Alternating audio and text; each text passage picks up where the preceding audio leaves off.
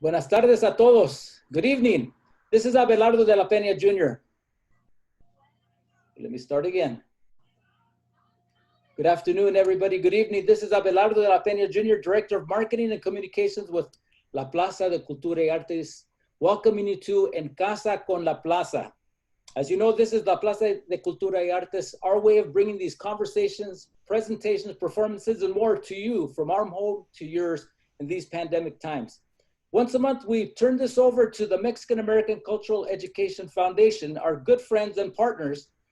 And today is the day, this month in October, where we celebrate the final days of Latino Heritage Month. And I'll be introducing you now to Dr. Jose Luis Ruiz. But before I do that, if you're on Facebook, as I'm trying to do here with this phone, please share with your friends, start a watch party. If you're on Zoom, chat. We have our chat feature, we have our Q&A. Shoot up some questions. Let us know where you are viewing from. We appreciate knowing where you're viewing from and enjoying this.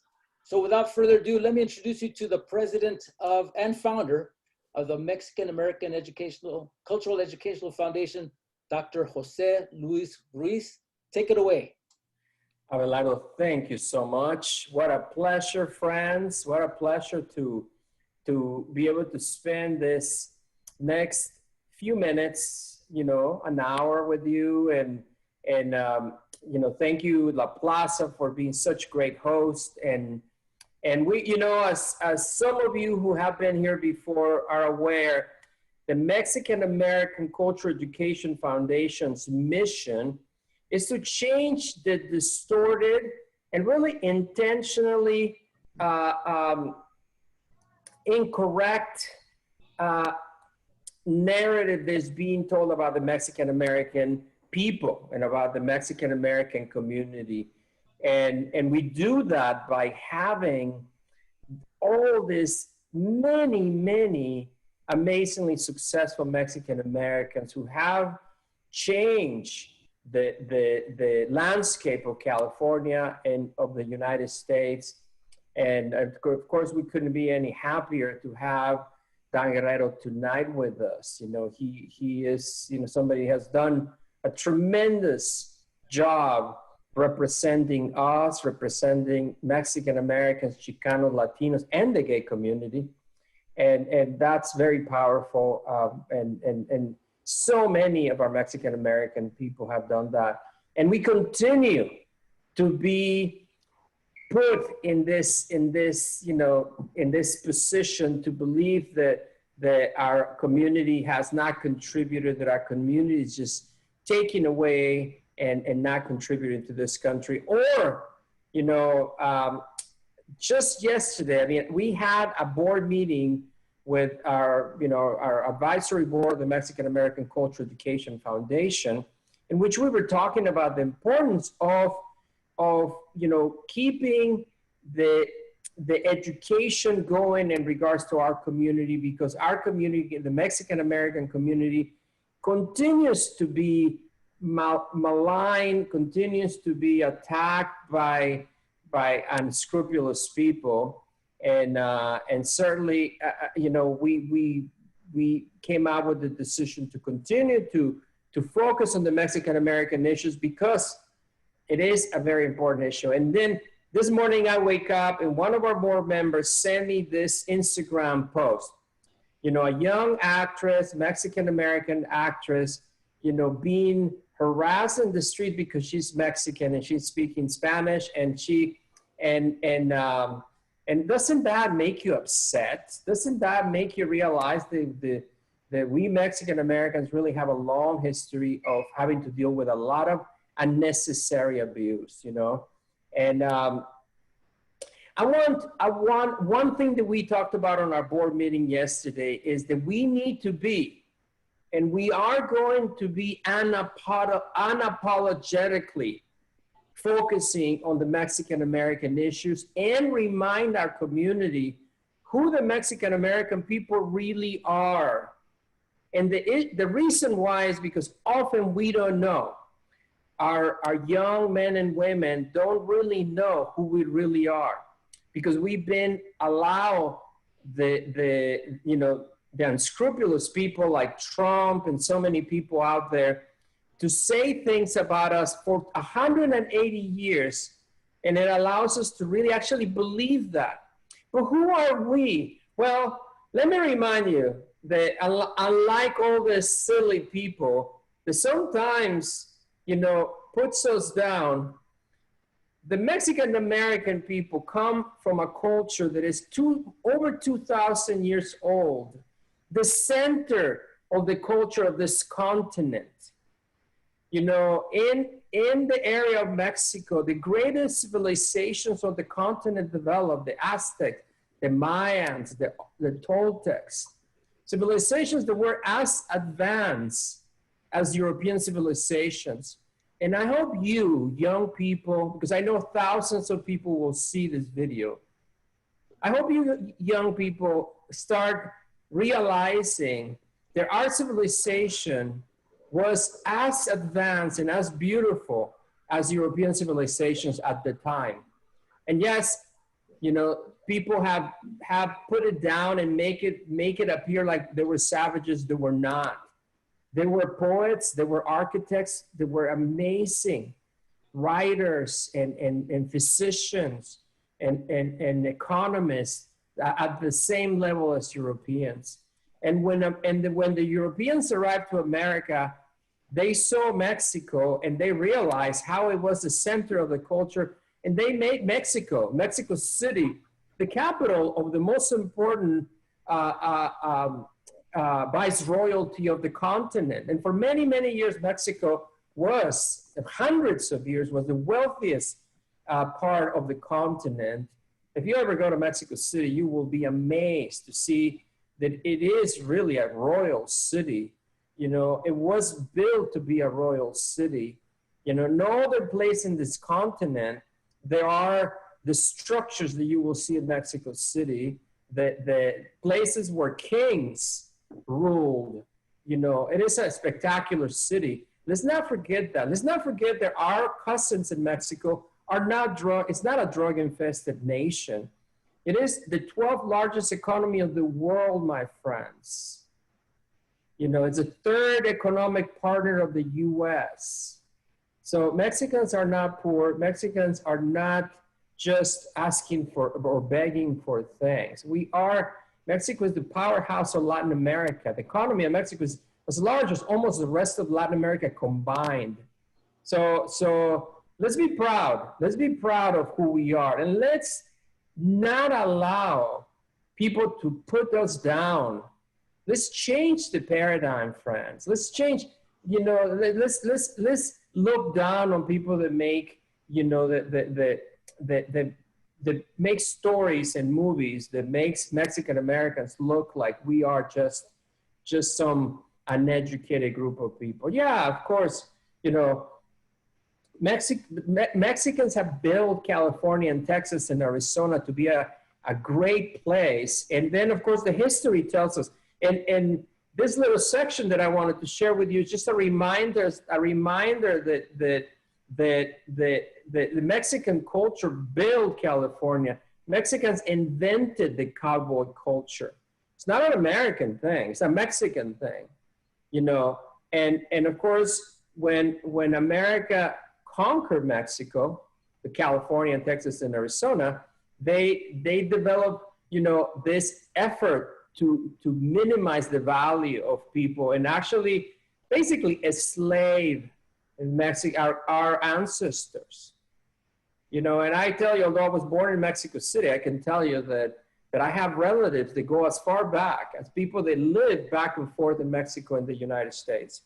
And some of our ancestors were removed of their values, and then they were made into servants. And we can't forget that. And, just recently, the news was talking about how the slaves, the relatives of slaves may be getting some government repairment, some government effort to give them something back for their generations of abuse. How about the Mexicans who had their possessions removed from them and then turned into servants? We can't forget that. Our history has been very, very dark. You know, the way that Mexican Americans are abused, not Latinos, by the way, not other Latinos, Mexicans have been the center of the abuse because we have this land. This land used to be Mexico, and there has been an effort to downplay our value. So with that said, friends, I want to remind you that there's a reason why our community has been abused for so long. And we have had to put up with it. No, nevertheless, because we're hardworking people and we're brilliant people and we're capable of overcoming all of this. You know, we have such an amazing history, such an amazing people that have made us so proud. And tonight, we have a person that has made us very, very proud. And not only that, we actually have almost two for the price of one, because tonight we are celebrating a Mexican-American history maker, Dan Guerrero, but his father is also a Mexican-American history maker, and we want to honor him as well. Tonight, we're honoring two guerreros. We are honoring two people who have changed the landscape of America with their hard effort, with a tremendous contribution to this country. So, Dan, I am honored. I am really honored. We are honored. We are so thankful. We know that thousands of people will view these videos because that's what has happened in the past. We know that La Plaza and we already have this people that come and look at the videos, and all our previous history makers. We have had so many amazing people in the past. We're honored to have people like Luis Valdez and Alex Nogales and Gloria Molina. And tonight we are honored to have you, Dan. So my friend, welcome. Welcome, because you're a Mexican-American history maker. Thank you for being with us tonight. No, thank you so much. I've seen a lot of history. I had no idea I was making some along the way, but I love those photos you just showed of Mexico City. I so love Mexico City. When I was 11 years old, we flew to Mexico City. Mom, Dad, my little brother, an infant. We're talking 1951. We flew to Mexico City. Imagine DF in 1951. It was so magnificent. And my mom and dad wanted my brother and me, he was still an infant, but to really know Mexico. So we did that first trip, but then we went back in 57 and 58 driving.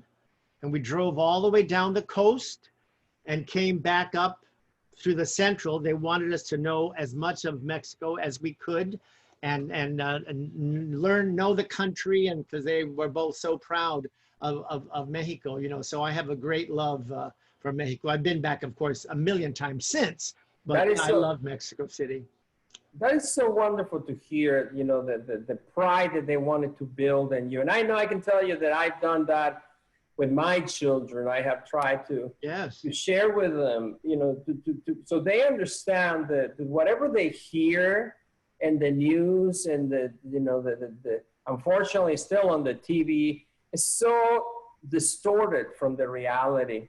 Now, my friend, I know that you are a third generation Mexican American, and it really depends on how you call it, right? Maybe second generation, because your parents were born in America, and then you were born in America. So that's, you know, I know, you're right. Maybe second. Some people might call it third, right? No, mijo. Not unless you've had a little tequila. My dad. Maybe that's what's happening. Maybe that is what's happening. Tell us, that is really a very important story, because I understand you grew up in a part of the country which even today is a place where there's been a tremendous amount of abuse against Mexican Americans, which is Arizona. So tell us a little bit about growing up and the stories that maybe your parents tell you about those, you know, growing up in America and Arizona, and probably a few decades ago? It started with my dad's parents. Eduardo Concepcion Guerrero Aguilar was her maiden name. She was from Sonora, and my grandfather was from La Paz. They came to Tucson in I'm guessing around during the Mexican Revolution. Pero they were brought here by the Southern Pacific Railroad, because they were looking for skilled laborers to help build this country. So not only Mexican Americans, but Mexicans helped build the United States. So he came here and worked for the Southern Pacific Railroad in Tucson his entire life till he retired. And all the kids were born there, including my dad, who was born in Tucson in 1916. Now, my mother's father was actually first generation Irish American. Oh. He was born in San Antonio, but he was a mining engineer, and he was working silver mines in Mexico when he fell in love near a silver mine with Fermina Corral. Oh. And the Irish family was not at all happy that there was a little Mexican branch added to this Irish tree. But here's the interesting thing. My dad's family was not at all happy when he married my mother, because she was only half Mexican. Right. She was Irish. So you had already discrimination among ourselves, Yeah, that goes back. That goes back many. There's my mom look and at dad. Look at that beautiful couple right there. Yeah, he was handsome, and my mother was movie star beautiful. She was beautiful. Her name was Margaret Marmion. But her father died when she was 5, so she was raised by her mother. So she grew up very Mexicana in Tucson. And they met when my mother was 16 and he was 20. They had one date and then they were engaged. And they got married when she was 18, he was 21. I was born when she was 19 and he was 22. They were babies. They were babies. Yeah. So actually I was born in Tucson, but I grew up in LA.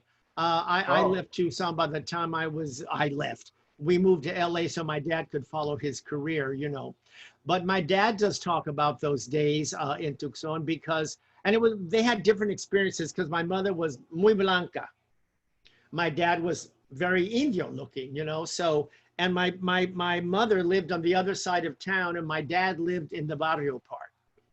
So like so many, that's where the expression on the wrong side of the tracks. Track went right down the middle of Tucson. The Mexicans were on this side, the non-Mexicans there. But my dad always said, growing up, I thought that they were the minority and we were the majority, because everywhere I saw, there were Mexicans. So he thought they were the majority in Tucson. But, and my goodness, you have a father, my friend.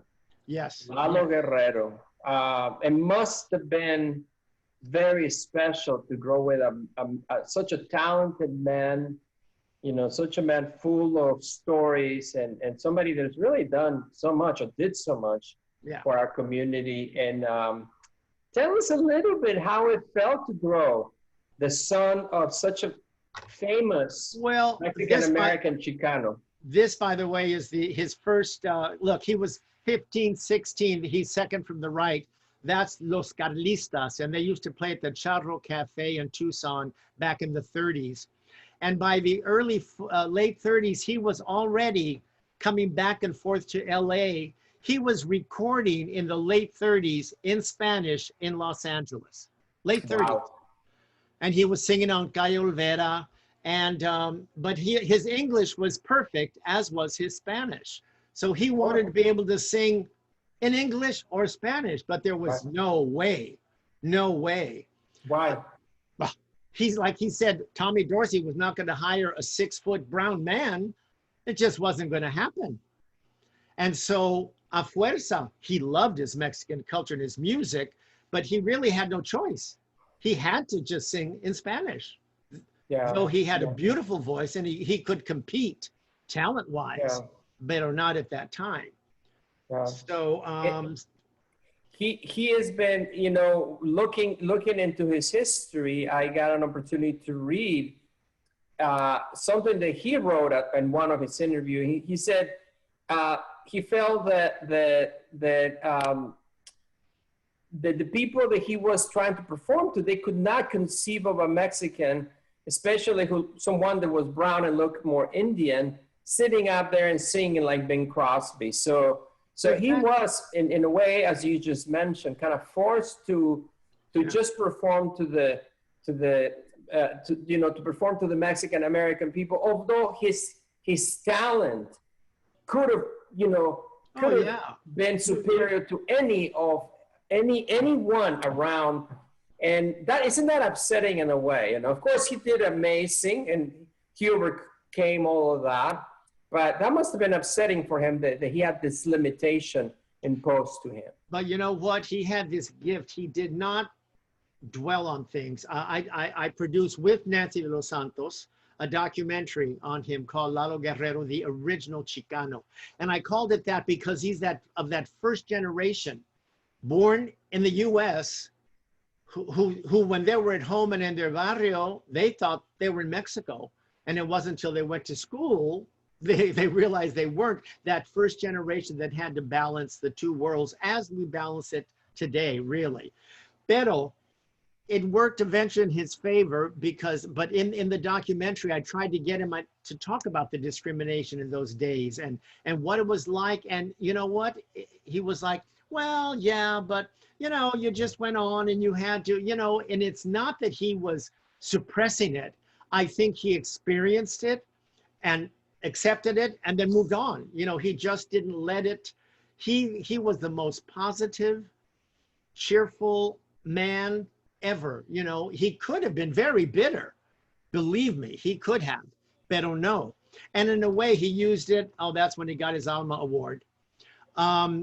He could have, I'll tell you, he used it to his advantage because he was in love with boogie and the Pachuco songs, and he wanted to sing boogie woogie and he wanted to sing the blues and he couldn't do any of that in English.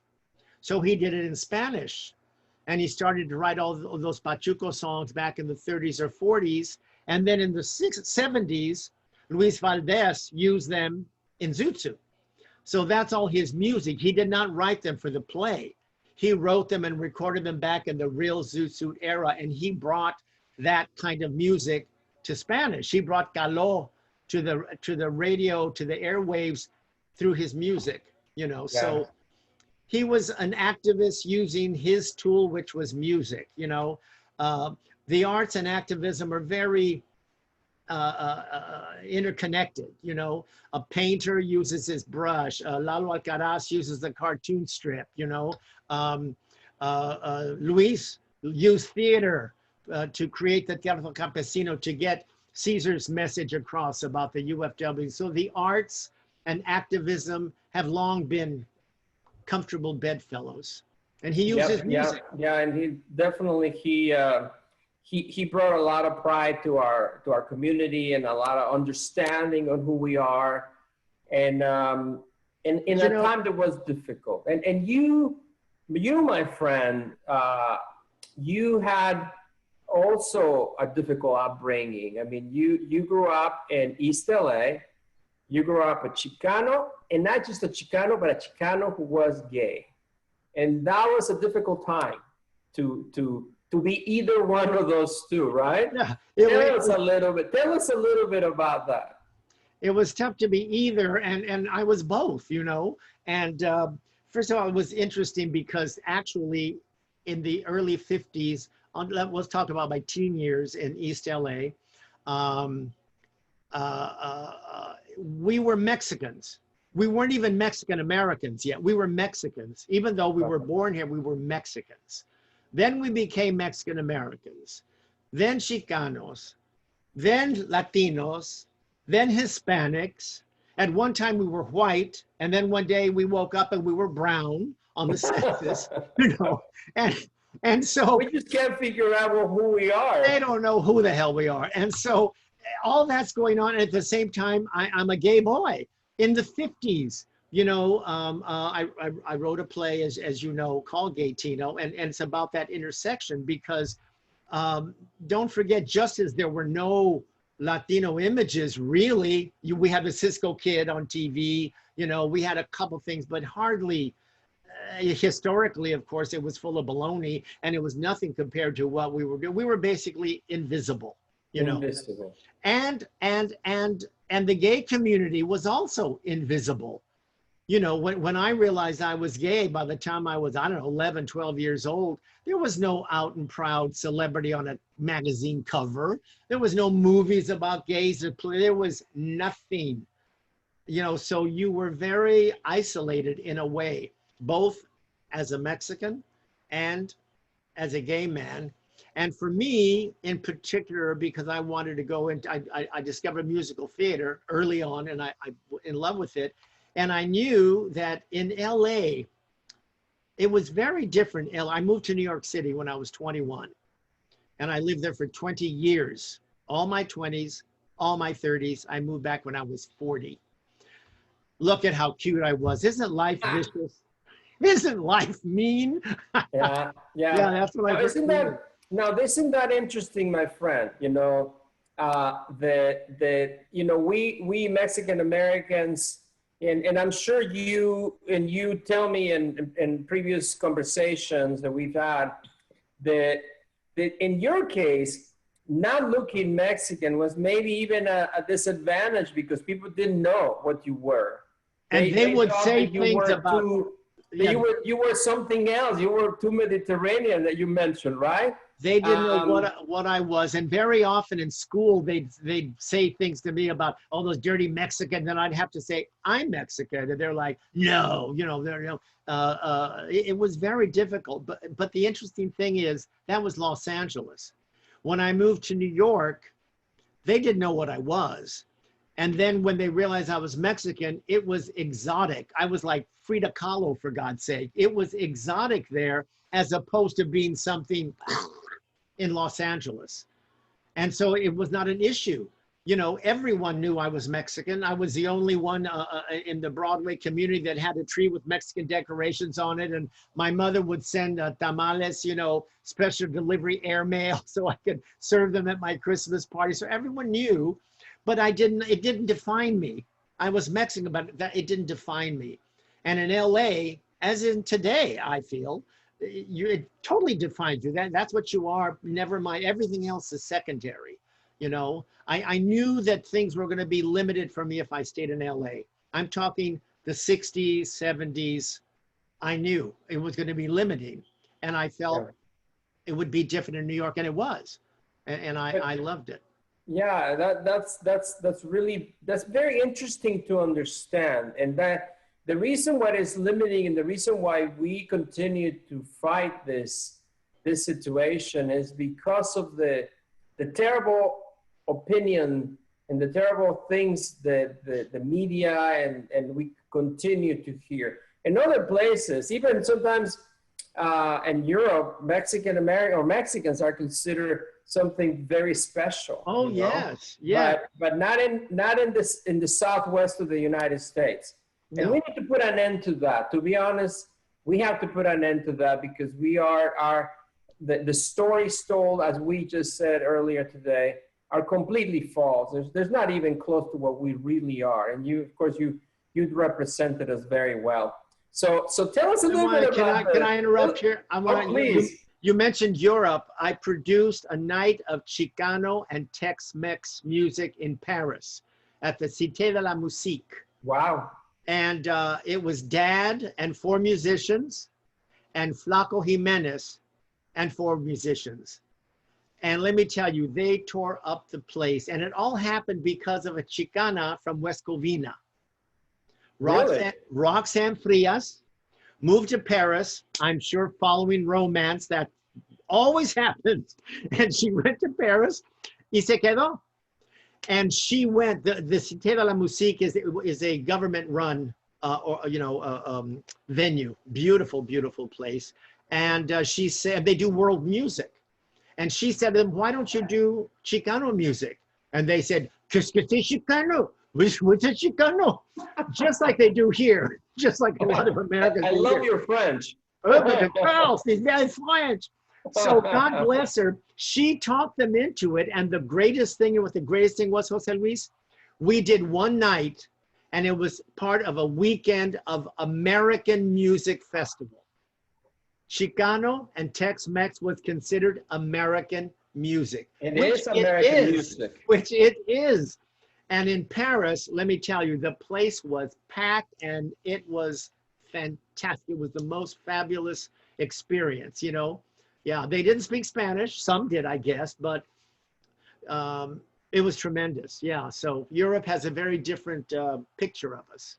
Very different. It's very interesting to see. I personally have experienced that, how even in South America, you know, you go as a Mexican and they see you as a industrial, as somebody that could invest money, and it's a very different perspective. By getting back into the theater in New York City, those were very exciting times for you, right? Yeah. You did a lot of things. Yeah. Tell us more. Tell us a little bit more about your time in New York City. Well, I can't tell you the X-rated stuff, and that's really the look at that. That's not X-rated. That's Bye Bye Birdie doing Conrad Birdie. I loved it. It was challenging because that was still the era in musicals of the blonde, blue-eyed, all-American boy. See what I'm saying? And I wasn't the villain type, and I was a young leading man, but I didn't look like a young leading American man. So it was a little tricky. Although I did perform and did lots of things for about 8 or 9 years. I performed off-Broadway, lots of nightclub reviews. I performed at the Nixon White House.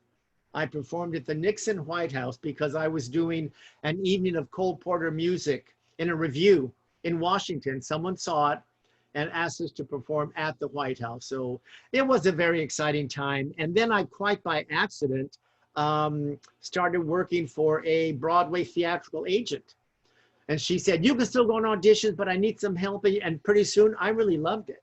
And I became a very successful Broadway talent agent from A Chorus Line to Cats. My first contract was for several of the original cast of A Chorus Line. And my last contract was for Old Deuteronomy in Cats on Broadway. This is my last. Wow. And then I moved back to LA in 1982. And you know, one of the things that finally got me to move back? What? Zoot Suit on Broadway. On Broadway? It was there for 5 minutes. What happened? Yeah, unfortunately. I would come home every Christmas, of course, like all good boys. And I'd see my parents for like one evening because I was with my friends and running around with my LA friends. But one of my closest, well, my brother really, in a way, Carlos Almaras, who was a pretty legendary man himself, a visual artist who died of AIDS in 1989. But there's his artwork is still flawless. There is a documentary on him that just came out on Netflix called Playing with Fire, Carlos Almaras. And so and he got very involved in the early days of the UFW. And he worked with Luis Valdez and doing posters and banners and very involved. So every time I'd come out, he would talk to me about all those things. And I'd get really interested. And then I go back to New York, back to Broadway, and forget about it. But it interested me poco a poco along the way over the years. And when Zoot Suit came to Broadway, all of a sudden, I'm at Sardi's opening night, which is where everyone went, Sardi's at opening night. But usually it was Gwen Verdon and, you know, Bob Fosse and Ethel Merman. And who's there that night? Eddie Olmos, Cesar Chavez, Lupe Ontiveros, Rose Portillo. I didn't know any of these people, of course. And I'm looking and I'm like, culture shock. I mean, my two worlds just blew up. Collided. But there was something about that comfortable, the familia, you know, and that night just stayed with me. And so when I was 40, I looked like I was early 30s. And I thought, you know, maybe I should move back to LA because I said, there's going to be a big Latino market.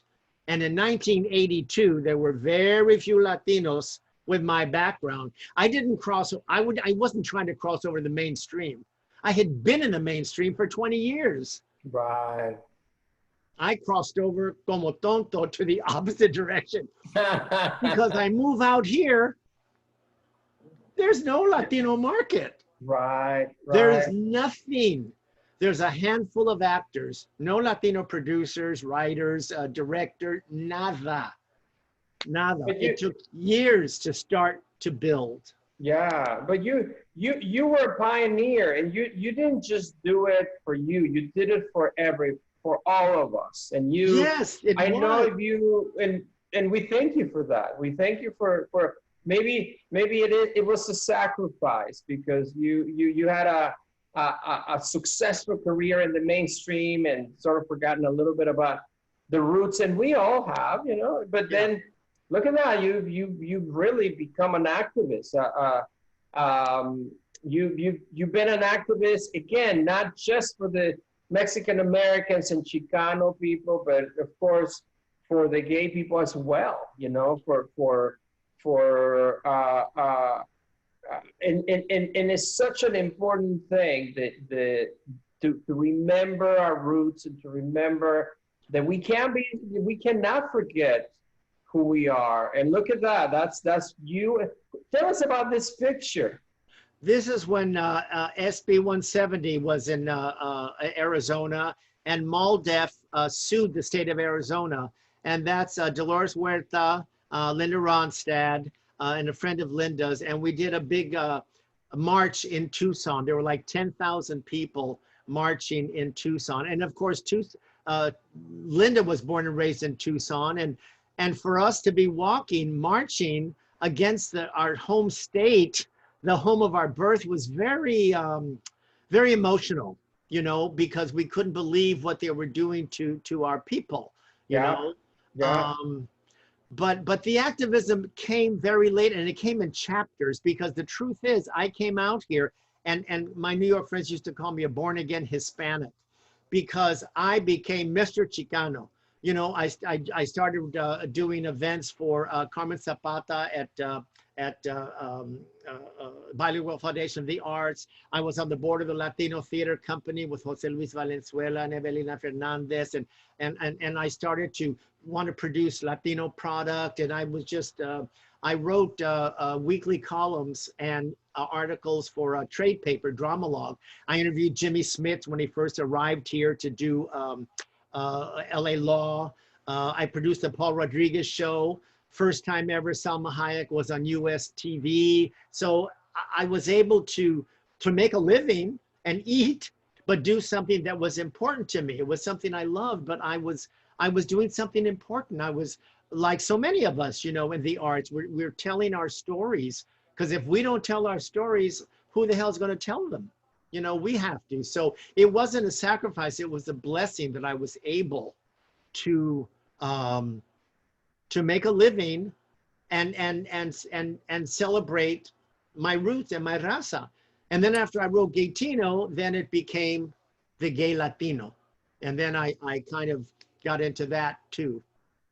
So tell us something now that we're listening to your, you know, to your activism and how you use your success to promote some important causes. But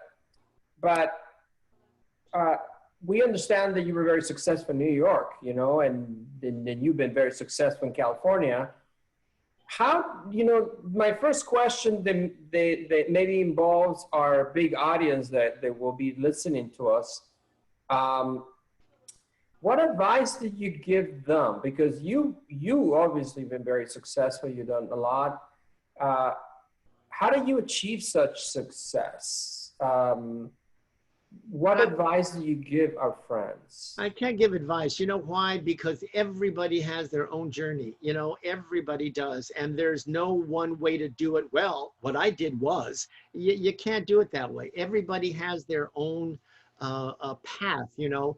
And mine, I always say, yeah, hang on to your dream. My dream was just to be in show business and performing. But at the same time, I kind of went off to the left for a minute and was an agent. And then I kind of went off to the right and I was producer. But all those things were still within my dream. You know, I was in the business.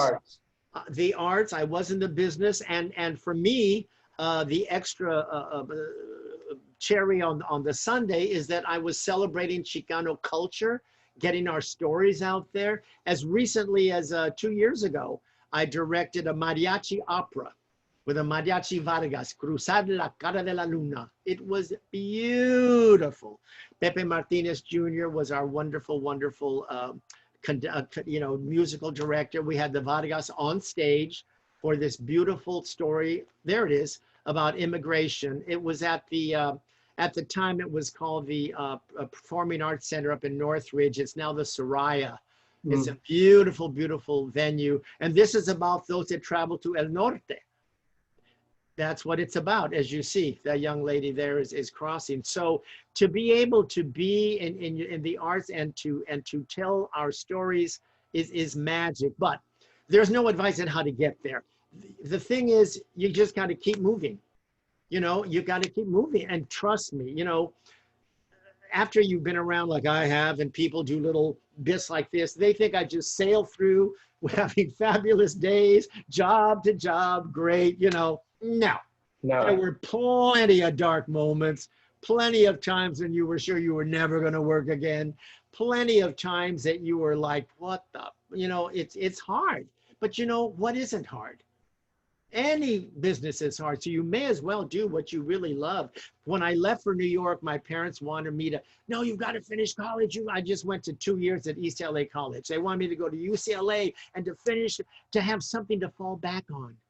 And I said to them, I don't want anything to fall back on.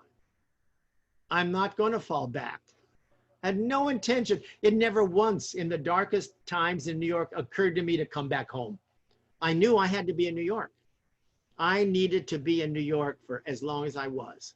And then it was time for me to come here. And what I learned in New York, bring it out here. Because in 1982, there was nobody like me in 1982 in LA. Let me tell you that.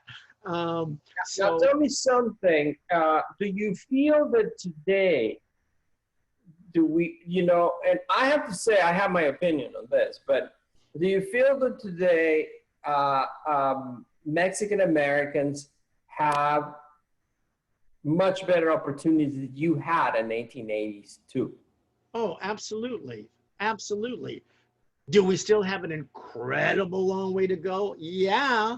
But has it grown? Absolutely. And I'll tell you something else. The community, first of all, it's not just Mexican Americans anymore. When I was growing up, if you saw a brown face, that was Mexican American. The Central American all came much later. So now, we're everything here, of course.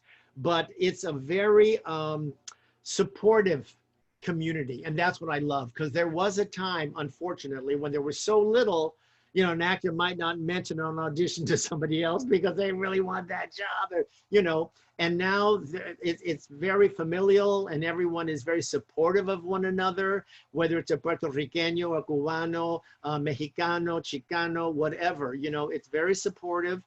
And there's more opportunity, not because they're opening the doors and opening the windows. No. There's more opportunity because there are things you can do on your own. You don't have to wait for that phone to ring to get an offer to do something. People are making movies with iPhones, for God's sake. They can do webisodes. There's a lot you can do on yourself, and you have to do that. It doesn't mean you're not trying to get those meetings and those pitch meetings at the networks or at the studios, of course. But you can't just sit and be waiting. You better dream up your own. Listen, when I wrote Gaetino, get this, I was 65. I had never written a play. I had not performed on stage in 35 years. Y tonto, hey, I'm going to write a play and everyone is going to come and look at me for 90 minutes. What the hell? But you know what? It wasn't about looking at me. I wanted to tell my dad's story. I wanted to tell Carlos Almaras his story.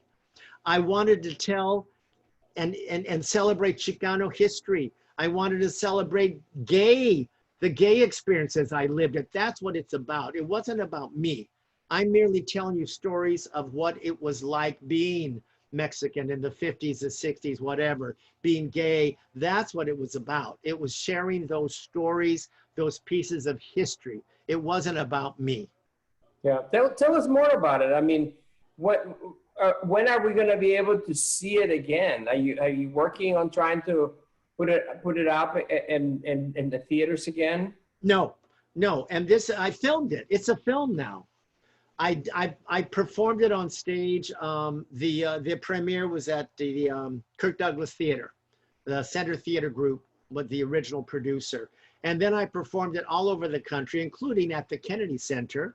Wow. Gay at the Kennedy Center.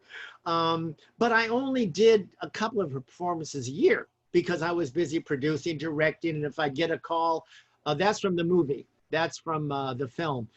So as the years went by and I was getting older, I thought, I can't be running around doing this show forever. I just had my 80th birthday last Wednesday. And, wow, you look great. And so all my teeth. And so I wanted to film it because I did not want those stories to get lost when I croaked. I mean, who was going to talk about what Lalo Guerrero was as a father? Who? You know, yeah. or what Carlos Almaras, what he was like as a 12-year-old kid, or at 20 when we moved to New York together as best friends. I didn't want those stories lost, so I did film it.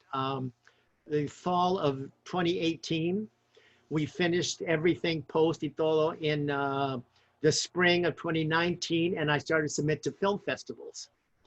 And it did 11 film festivals. Wow. And the last one was Sedona International Film Festival, and then the pandemic hit. Oh. And 5 other festivals I had, like so many, went away. Right. Some did virtually, so that ended that. So now I'm going to go back to, because I had music clearance, not for Dad's music, because my brother and I owned it, but there's some Broadway songs in there. And the music clearance was only for film festivals. So now I have to go back to get clearance so that it can maybe get onto Netflix or HBO Latino, because I also have a Spanish subtitle version of the film. Yeah, I was going to say, where can we see it? You know, well, I'm sure our friends would like to see it. As soon as I clear the music, hopefully they'll see it. But that's going to be expensive. So hopefully that will work out, because I want to get the stories out there. Yeah, we need to see that story. That sounds amazing. That sounds like an amazing story. It is. Wow, what a fun life you've had. Did you say that?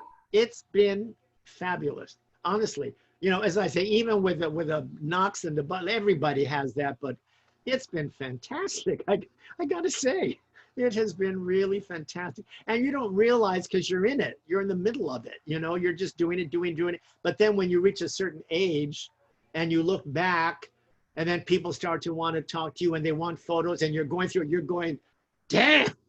I mean, it's surprising. You have no idea. You had no idea what you were doing. Yeah. Well, do you have any final advice for our friends, and any what is your next? I mean, before we get into the final advice, maybe what is your next phase? What are you working on? I'm thinking of being an astronaut. No, I'm thinking. Well, that's the only thing I haven't done. Hey, my friend, you say you're 80, but you don't look 80. So I'm sure you have plenty of things that you're working on. Well, a project I'm working on right now is like a dream project también, like the documentary on Dad was. You know, I wanted somebody forever to do it, and nobody was doing it. And one day Nancy Los Santos says, well, if we don't do it, it's not going to get done. And so we did it. So in the mid-1950s, my dad wrote a song, a Christmas song, Pancho Claus. And he wrote Pancho Claus, I love it. They still play it on the radio at Christmas. It's a beautiful children's song about Pancho Claus. And it happened because at East LA, they were going to have a big Christmas thing at the East LA Park, and the sheriff's department wanted my dad to play Santa. And he goes, oh yeah. You know, my dad was he was into the community. He'd do anything anybody asked him to do. So they put him in a Santa outfit and put him in a helicopter, and they land at East LA Park with hundreds of Mexicanos, you know, there. And my dad gets out, and there's a man, this is the true story. And there's a man right in front with his little boy in his arms. And he says, mijo, mijo, look, it's Santa. And the little kid goes, that's not Santa. That's a Chicano. Because he could see this brown face underneath this white beard, right? So dad goes home and he says, well, we need to have our own Santa. So he writes Pancho Claus. So forever, I wanted it to be a children's book. I wanted to be a children's book, a children's music book.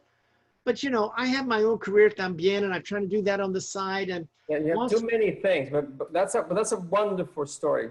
I hope we get to see it. The book is done. The book is published.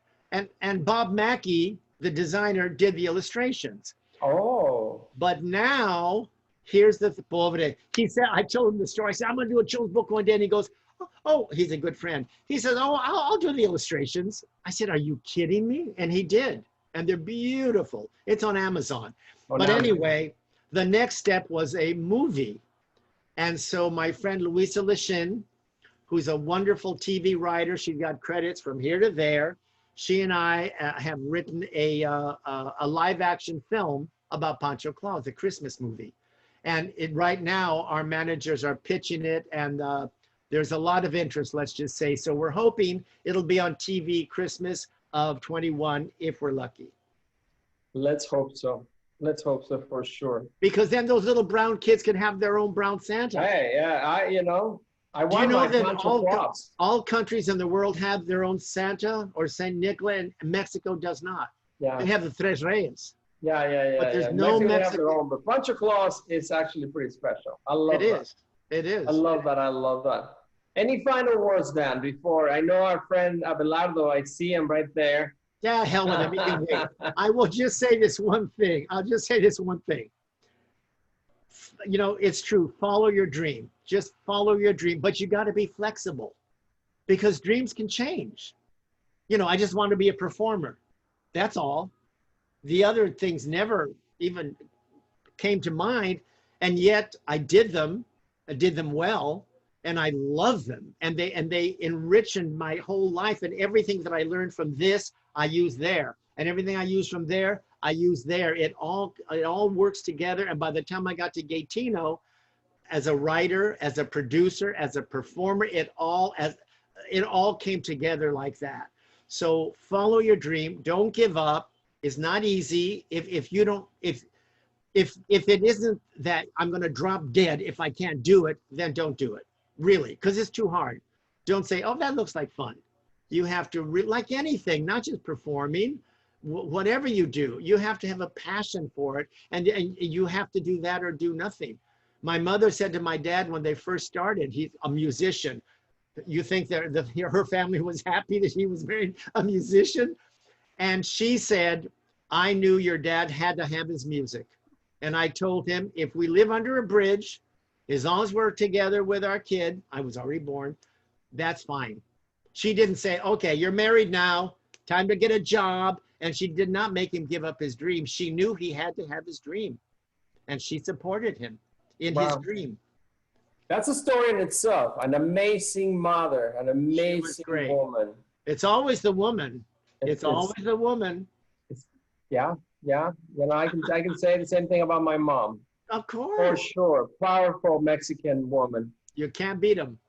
You can't beat them. Well, with that, we come to an end, and it's been a wonderful conversation. You know, as I knew it would be, because my friend, your story is beautiful, and you're an amazing individual, and we're so proud of you and so thankful that you took the time. Abelardo La Plaza, thank you for giving us the opportunity to continue to bring every month, you know, Mexican American history makers to remind us who we really are, and give us pride of who we are, and change that distorted narrative that we just need to get rid of. It has to be, we have to get rid of it, and we are doing it every day, a little bit at a time. So Abelardo, thank you so much. Dan, thank you so much. Thank you. Michaela, thank you so much for your, you know, behind the scenes support. And friends, I bid you good night. I know Abelardo has a few final words, and my friend, Abelardo. Well, thank you so much, Jose Luis and Dan. And Dan, I think I'm just a little hurt that you didn't talk about your other project. Which one? Going out. Well, come on now. Oh, you mean happy hour? Every 2 weeks. What happens here at La Plaza, in Casa con La Plaza? Tell us about it. That's right. I love my show. I do an hour like this, but I sit where you are, Jose Luis, and I interview some of our wonderful Latinos. And it's called Happy Hour because I do it with a martini. And my guest has mezcal, champagne, whatever. And I've interviewed Eddie Olmos, Vicky Carr, Gregory Nava, La Marisol. Next week, I'm doing Dolores Huerta. Then I have Lalo Alcaraz. And we're very proud of it because they tell their stories también. And they have stories too. And where are you going to hear it and who's going to celebrate them if we don't? So I'm very grateful to La Plaza. And we have a good time, right, Abelardo? I think we do, yeah. Well, thank you so much, Dan, and thank you so much, Dr. Ruiz. You could catch this show if you came in late to the program. You could catch it on our YouTube channel at La Plaza LA, on our Facebook at La Plaza LA, and also on our website, lapca.org. Dr. Jose Luis Ruiz will be returning next month. I don't know who your guest is, but catch us next month. It's the third Tuesday of the month, 7 o'clock. It'll be a surprise, but it'll be a pleasant surprise. And as Dan said, his next guest is the one and only Dolores Huerta coming up on October 30. October 30. Well, thank you. Our next program here in Casa con La Plaza tomorrow, it's Choosing Chicano Studies. The faculty and leadership of Cerritos College will be talking about their Chicano Studies program and why our students should learn more about their history through their program. And then on Friday, we have a collaboration with Pop-Up Magazine with a series of short documentaries, including one featuring our great friend, La Marisol. And then next Monday, love her. Yeah, La Marisol, she's one of a kind. We just had our gala. La Plaza de Cultura y Artes had our gala just this last Wednesday. It was a virtual online awards gala celebrating Los Lobos and Cástulo de la Rocha of Altamira.